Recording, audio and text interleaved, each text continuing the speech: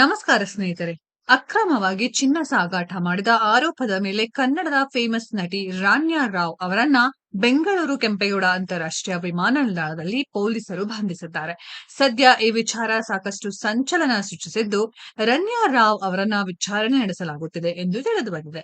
ರನ್ಯಾ ದುಬೈನಿಂದ ಬೆಂಗಳೂರಿಗೆ ಮಾರ್ಚ್ 3ರ ರಾತ್ರಿ ಮರಳಿದ್ದರು. ಬೆಂಗಳೂರು ಅಂತಾರಾಷ್ಟ್ರೀಯ ವಿಮಾನ ನಿಲ್ದಾಣಕ್ಕೆ ಬರುತ್ತಿದ್ದಂತೆ ಏರ್ಪೋರ್ಟ್ ಕಸ್ಟಮ್ಸ್ನ ಡಿಆರ್ಐ ಅಧಿಕಾರಿಗಳು ರನ್ಯಾರನ್ನ ವಶಕ್ಕೆ ಪಡೆದು ವಿಚಾರಣೆ ನಡೆಸುತ್ತಾರೆ. ವಿದೇಶದಿಂದ ಹೆಚ್ಚುವರಿ ಗೋಲ್ಡ್ ತಂದ ಆರೋಪ ರನ್ಯಾ ಕೇಳಿಬಂದಿದೆ. ರನ್ಯಾ ಜನಿಸಿದ್ದು 1991ರಲ್ಲಿ. ಅವರು ಮೂಲತಃ ಚಿಕ್ಕಮಗಳೂರಿನವರು. 2014ರಲ್ಲಿ ಸುದೀಪ್ ನಟನೆಯ ಮಾಣಿಕ್ಯ ಚಿತ್ರದ ಮೂಲಕ ಬಣ್ಣದ ಬದುಕು ಆರಂಭಿಸಿದರು. ಈ ಚಿತ್ರದಲ್ಲಿ ಮಾನಸ ಹೆಸರಿನ ಪಾತ್ರದಲ್ಲಿ ಕಾಣಿಸಿಕೊಂಡಿದ್ದರು. 2016ರಲ್ಲಿ ತಮಿಳಿನ ಸಿನಿಮಾ ಒಂದರಲ್ಲೂ ಅಭಿನಯಿಸಿದ್ದರು. ಆದರೆ ಆ ಸಿನಿಮಾ ಅಷ್ಟಾಗಿ ಗೆಲುವು ತಂದುಕೊಡಲಿಲ್ಲ.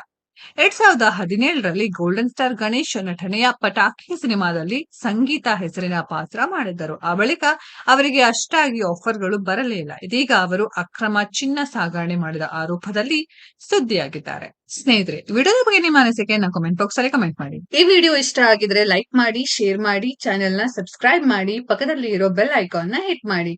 ಮುಂದಿನ ವಿಡಿಯೋದಲ್ಲಿ ಭೇಟಿಯಾಗೋಣ. ಧನ್ಯವಾದಗಳು.